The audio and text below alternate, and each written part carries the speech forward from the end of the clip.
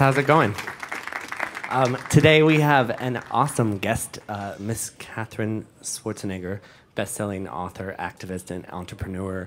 She has a new book out that is perfect for any college graduates in your life, and also probably most of us adults can probably learn something from it too. It's called I Just Graduated, Now What? And she's going to come out and give us a sample reading. Hi. So what are you going to read from it for us?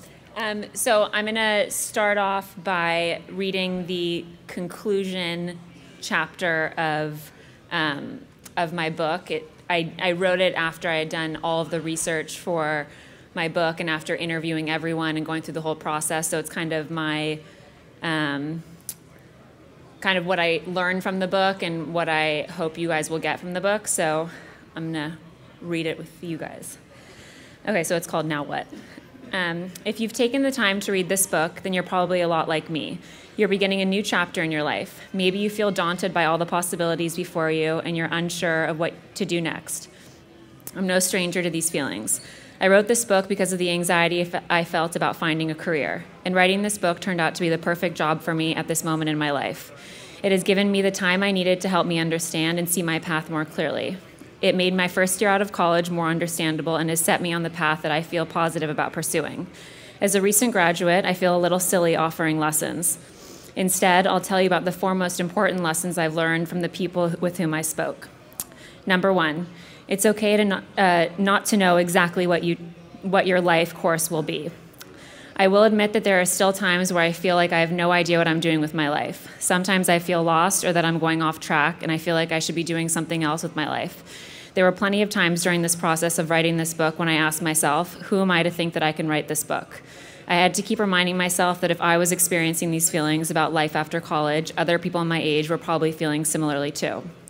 By now you've read that almost everyone in this book felt scared, confused, and unsure of what they were going to do after college, and most didn't have a specific plan when they graduated. When I graduated, I was beyond frustrated that I didn't have some sort of plan for myself. Today, I look back and I'm so thankful that I didn't have a set plan in place. If I had, I wouldn't have had the chance to write this book and learn so much from the people who gave me their time, advice, and wisdom along the way. One of the greatest challenges I've had to face since graduating from college is learning to be patient and having faith that I will find my place in the world. I often have to remind myself that I'm still young and have a long life ahead of me. Now at 24, just starting out in my career, I realize that I don't need to have it all figured out. I can enjoy being my age and continue to work hard and live in the moment, knowing that I have so much more to learn in life. I also know that my interests and ambitions will evolve as I get older and gain a deeper understanding of myself and of the world. Number two is to be open to new possibilities. I learned that it's best to be open-minded about opportunities that come your way. Never close yourself off from things that might create happy accidents. If you do have a plan for your future, be prepared for it to change. Life is full of surprises, and it's best to be open to them. Be willing to adapt to whatever happens, because each apparent obstacle is a stepping stone along the path that will lead you to where you're supposed to be. While I'm still a planner and a list maker, I try to remind myself of the importance of also being open to opportunities and things that aren't necessarily on my list. And if the winds of change should blow me in a different direction, I'm confident that they will take me to wherever I'm supposed to be. Stay curious, learn new things, and try things that you never thought you would, because now is the time when your real education starts. Your textbook learning is done for now, but your life learning is just beginning. Think of this time as the starting of the University of Life. Awesome. So it's a very exciting week for you. The book's finally out and online. And when you had finished your first book and then thinking about your next project, was there sort of an aha moment that you had when you were coming up with the concept of this, or was it always in the back of your mind? No, I mean, it was definitely never in the back of my mind to do this book at all. I think my aha moment for wanting to write this book was definitely just graduating college and having everyone ask me the annoying questions of what are you going to do when you graduate college, leading up to my college graduation, because for me, those started before my senior year even began, which is annoying. So when people would ask me that question, I didn't have a response for it. So I felt after I graduated that a book like this would have been really helpful for me at the time. So I just kind of decided to do it because I was fed up with being asked the question over and over again. You talk about kind of needing to maybe that there's not any one way of doing things, or I believe you said it's not one right way, it's your way. Your way. And I find like I often tell kids that they need to be open and spontaneous to things and not necessarily have a grand master plan, because that can set themselves up for disappointment. What do you find that is good advice? Or I feel like I did exactly what you're telling people not to do. Like I constantly had a plan for myself, right. And I think everyone goes through life having this plan that's already kind of set in stone for you. So you go to school, you go to high school, and then it's assumed that you go to college. And in college, you're supposed to be spending those 4 years learning about what you're supposed to do when you get out of college and, go into the real world. And I felt that college didn't really prepare me for what I was supposed to know in the real world. So for me, not having a plan for the first time in my life was a terrible feeling. And I think knowing after doing this book and seeing that there is no one specific path anymore out of college, and there's so many different opportunities, which is an amazing thing, but also a very overwhelming thing for people graduating. I think it was more comforting for me to know that you can go so many different ways and still manage to be as successful as the 31 people in this book. So it was comforting for me. Right, and it's that being said, it's very comforting to know that even, as much as times have changed and as much as there even might be even more pressure for college graduates today, that, somebody 30 years ago was going through the same exact thing. Exact same thing, which is very comforting to know. How long did it take you to write this book? So I graduated 2 years ago now, and I started writing the book in the fall of when I graduated, so 2012. So I started writing it then. It took me over a year and a half, and then the whole waiting game after that of, when it was going to come out, et cetera. So about a year and a half, I would say. Do you have any strange writing habits? Strange writing. I don't like to write in total silence. Like, I know a lot of people that do love that. I don't like that. I feel like I can get very distracted with my own thoughts if I'm in total silence. So I like to do it around people. I often go to my mom's office and work because there are a lot of people there doing interesting things, and I like being around that energy. So for me, just being around good energy is kind of the best writing habit for me. And now I have a puppy, so for me, having him around while I'm writing is kind of soothing. So I guess that would be my weirdest writing habit. How did you choose who you wanted to include in the book? So when I decided to do the book, I kind of came up with like a preliminary list of people that I wanted to interview that I personally would be interested in interviewing and hearing what they would have to say. And then I blindly emailed everyone, and some said, I would say most said no, some said yes. Did you get responses from everyone? Did you get some like... Well, I didn't. A lot of people I'm still waiting on a response from, which is maybe very they depressing. Can be in the sequel. Yeah, exactly.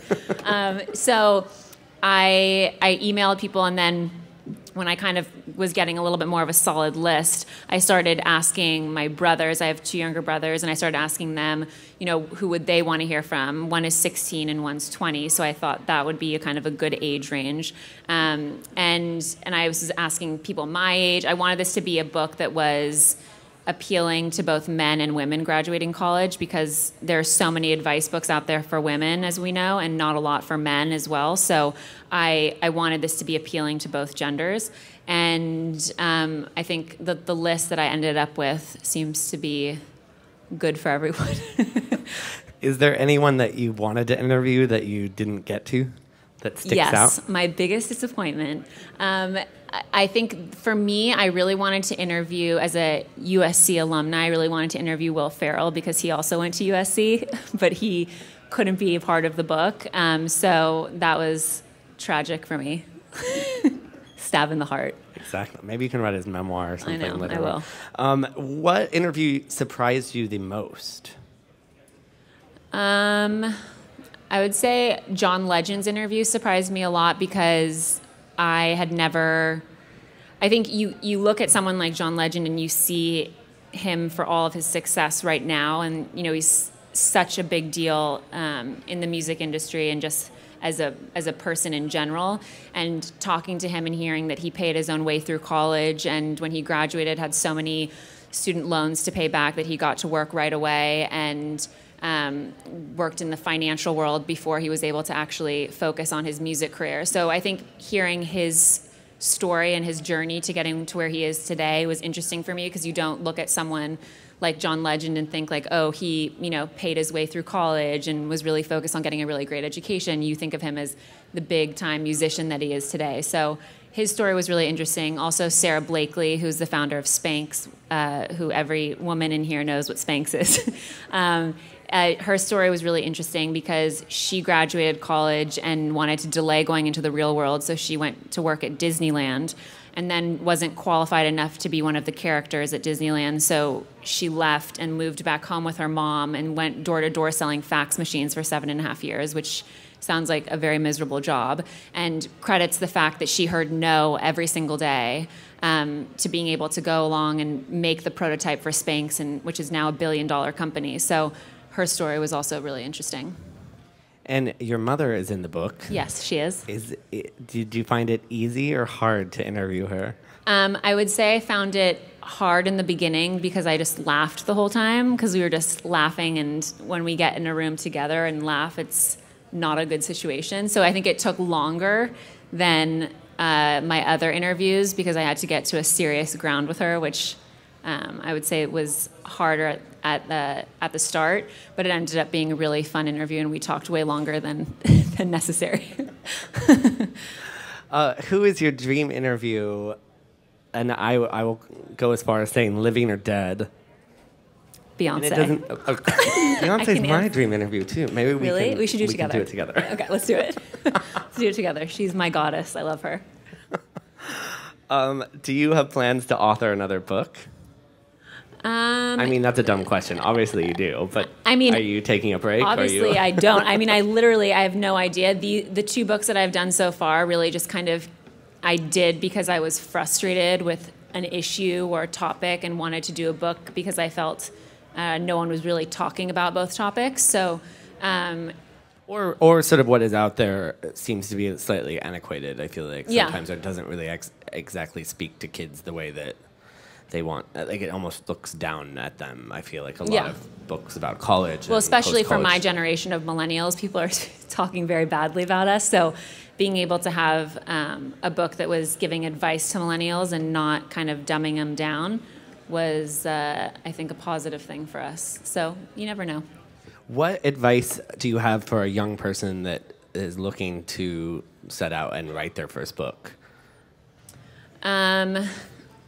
I would say if you believe in it, to push forward and make it happen. I have had a lot of different book ideas since my first book that just simply did not work, even though I felt like, oh, I really want to do them, or I really want to do this topic. I think it'd be really interesting, and it turned out not to be. I think just if you really want to be an author and you really want to write a book and you love writing, that you can make it happen if you believe in yourself, first of all, and if you believe in what you're writing about, because if you don't believe in yourself, then no one else will. There is, I mean, this book is very journalistic compared to other books. Do you see yourself kind of going, and I'm going to ask the dreaded question, like, do you see yourself going down that path career-wise, or? I mean, I love doing it because I'm just I'm a curious person, so I ask questions naturally. Like even with my friends, they probably hate going to meals with me because I ask them like 1,000,005 questions. So for me, I love doing that anyway, and it would be amazing to be able to do that. I'm actually about to start shooting a show with Pop Sugar that is going to be an interview format show. So we'll start with that and see where that goes. And hopefully to Beyonce. Exactly. Would you ever go into acting? Absolutely not. Never. Never, ever in a million years. Did you ever think about that? No, absolutely. Well, because when I was younger, I had to be in a play for my elementary school, and I couldn't keep a serious face. I was excused from the class, so I could just never, it just would not be possible. Couldn't do it. I'll ask you in 10 years. Maybe you'll have it. I'll leave it to my brother. Yeah. My brother seems to be interested in that. Do you have a favorite movie Favorite movie? My favorite movie still is How to Lose a Guy in 10 Days because I love rom-coms, and I feel like that's the last amazing rom-com. Right. Sadly. What is your favorite television show? The Mindy Project. Do you binge watch TV? I do. I'm binge watching Orange is the New Black right now.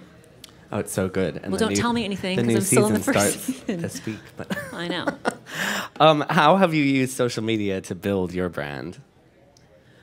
I think now if you don't use social media, it's almost impossible to do anything. I even look at it with the release of this book compared to the release of my first book, and it is a totally different world than it was, almost 3.5 years ago. So social media seems to be, in charge of everything, and I think you could either use it to make you or break you.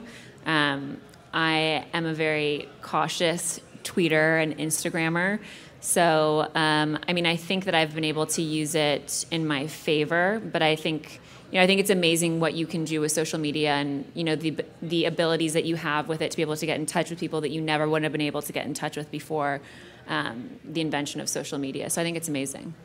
Do you prefer one over the other, like one service over the other? Instagram, by far. I think Twitter is just, you can make yourself look like an idiot. And Instagram to me seems more fun and interesting, and you just look at pictures, which is fun, and you can kind of put different effects. It allows for an artistic side of you to be expressed that Twitter does not allow. Do you think, obviously, we're becoming very saturated with social media and with Facebook and whatnot, and it's a different thing than when I had graduated college. A lot of people are not necessarily understanding that their future bosses, or when they're going into a job interview, that we actually Google and read people's Twitter accounts. But I think that's important for people to know. Resume. Yeah. And do you think kids are sort of overlooking this, or is it a concern at all? I think that it is a huge concern and should be a concern, because I don't think people censor themselves as much as they should. Right, and I don't think parents know how to censor their kids either, because they didn't have to do well, that when they were kids. If I even think about being a parent right now and think of the idea that my kid would be in high school and have access to all of this, that even when I was in high school was so new that it wasn't really an issue for me. But I look at my 16-year-old brother, and he's not really into it at all, thank God. But I look at the girls that he hangs out with, and they're so into it, and the stuff that they post is just horrifying. So I think that it's definitely a big issue, and I think the lack of privacy that we live in today is also a big problem. Is there what other places in the world would you like to live? I love New York, but I don't think I could live here full time. I'm an LA girl, so I really think that LA is my place to live. What about the traffic? Do you listen to I music? just said it yesterday. The traffic is worse here because you sit still here, which is LA. You move a little. Here, it's just you have to take the still. subway. Yeah, you do, but it's just a different form of transportation. Is there an inspirational line or quote or mantra, motto, fortune cookie, anything that kind of keeps you going, that you haven't forgotten, that you... I actually just Twitter did a campaign today that was the 6 words of advice, and mine was just do what makes you happy, and I try to practice that in my life regularly, because I feel like if you're not doing what makes you happy, then it can just be a recipe for disaster. So I'm lucky enough to be doing what I love doing and what makes me very happy to be sitting here with you. So I think if you're able to do that, then that's an amazing thing. Whose constructive criticism do you take the most serious? My mom's. Hands down my mom's, because she's very real and honest with me, and even if I don't want to hear it, I respect and honor her opinion on things, so I always listen to what she has to say. And we're going to go to Q&A in a second, but one final question. What do you hope to have accomplished by the end of your career? Like when I'm dead? Like your legacy. Oh my God. I don't know. Dun, dun, dun. I don't know. I hope one day I'm able to look back on my life and just make sure that I've worked hard, done what I'm passionate about, and that I've been able to be happy. That's all that's all. that's a lot, but I think that's mainly what I want to focus on. Awesome. Well, we are going to take questions from you guys. Hi, how are you? Good, how are you? Great. My name is Fatima. I recently graduated from college last year, and I feel like the same frustration that you were talking about, and I want to write a book too. One question that I had was about like interviewing. Do you find yourself like wanting to do like newscasting because you're really good at it, or do you want to just keep writing books? I would like to be able to do a combination of it. Because I mean, with this book, I was able to interview it and then put it in a format where it was able to be read and understood in a different way. So I think if I'm able to do both writing and interviewing, I don't want to do like hard news or anything. I kind of like talking to people. So if I'm able to do that, I would love to do that. So did anyone say like this book ever helped them or things like that?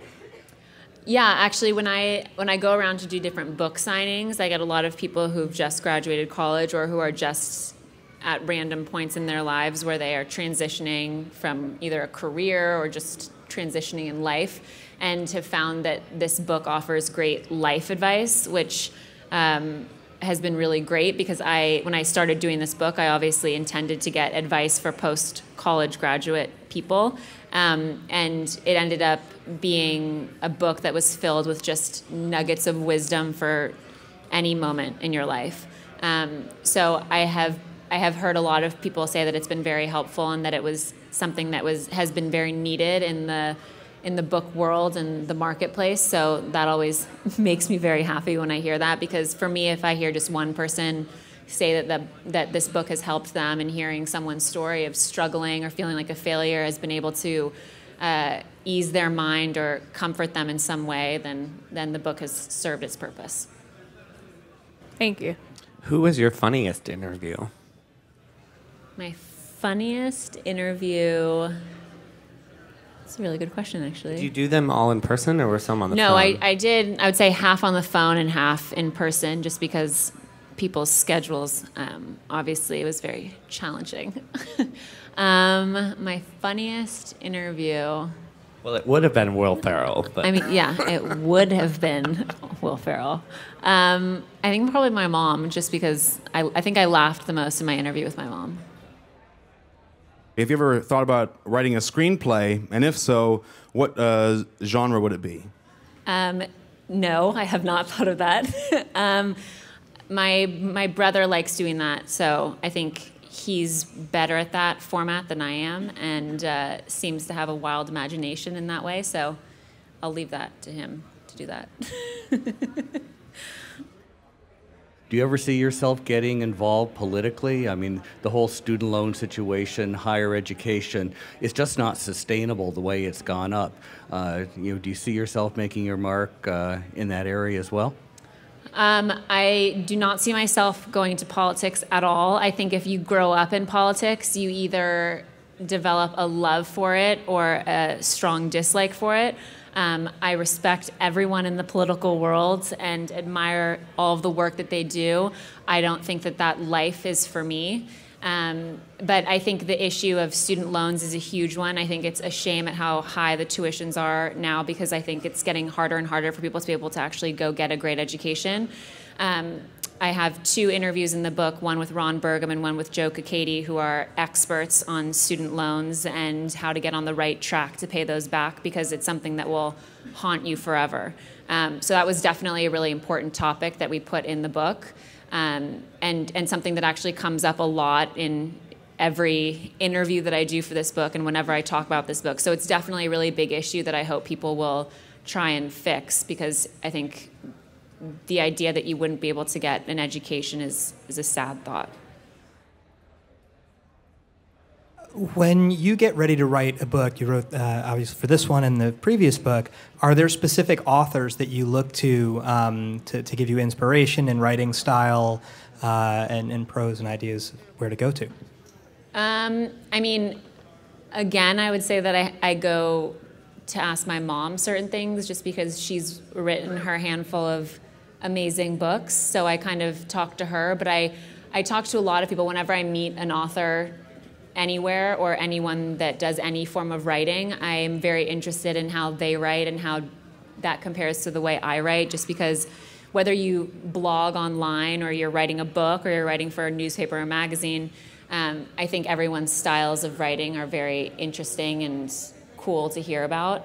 So I don't think there's one person that I go to specifically aside from my mom, but I think I have a lot of writers in my family, so I think I kind of go to a lot of them. My uncles are all really amazing writers, so if I'm writing something that I want that to kind of get their advice on, I just kind of send it their way, and they send me their stuff. So we kind of have a nice family thing going. I just graduate. Now what? Now what? It's a lovely question. Thank you for asking that. Well, I'm on this book tour, so this is my life right now. I also have a lifestyle website, which I love doing, and I'm also about to start shooting a show with Pop Sugar, which will be a web series. So that's. We know when that's going to air? I'm not 100% sure, but I will let you know when we do know. Okay. Awesome. Well, thank you so much for joining us. Thank you so much. Thank you guys all for coming. And everyone download the book. Yes, download it. No matter how old you are or how young. Whatever phase you are in your life. Thank you. Thank you.